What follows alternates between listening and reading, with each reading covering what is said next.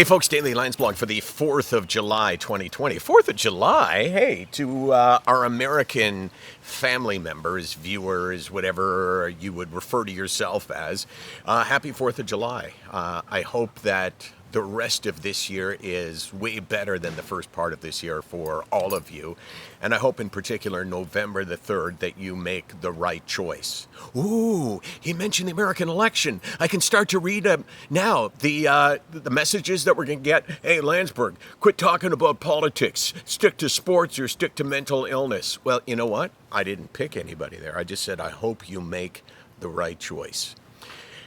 Last night I was lying in bed reading, and I was on Twitter, and I saw that Reckful, who was, I guess he is. I never know when someone passes away, what tense you use. He was a phenomenally well-known gamer. World of Warcraft apparently was his game. I didn't know of him until I read this, and he took his own life yesterday.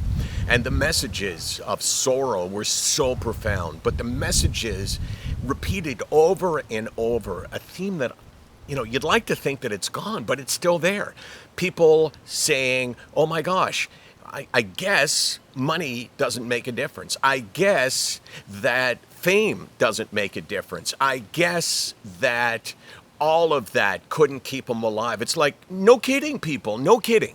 Do we still believe that money actually, can be a treatment for depression?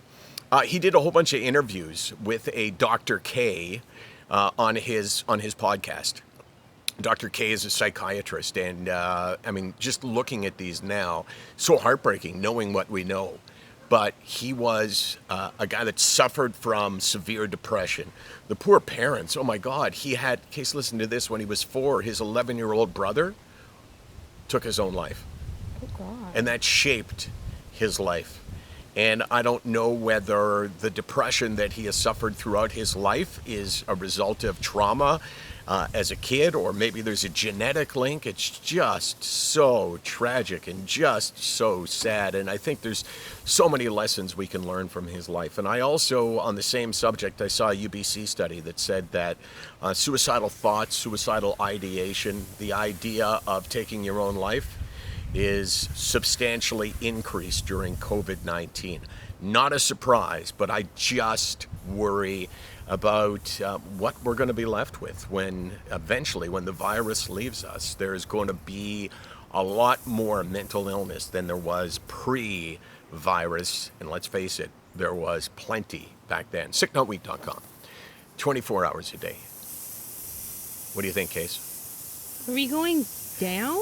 Because no, we're back. Yeah, I don't know what to say. Let's just stick with 425. 425 days a year. And watch out, coming up on July 16th, Isolation Nation Deluxe. It's a big-ass show. We haven't come up with a name for it, but we have got some things planned for you that are going to blow your mind.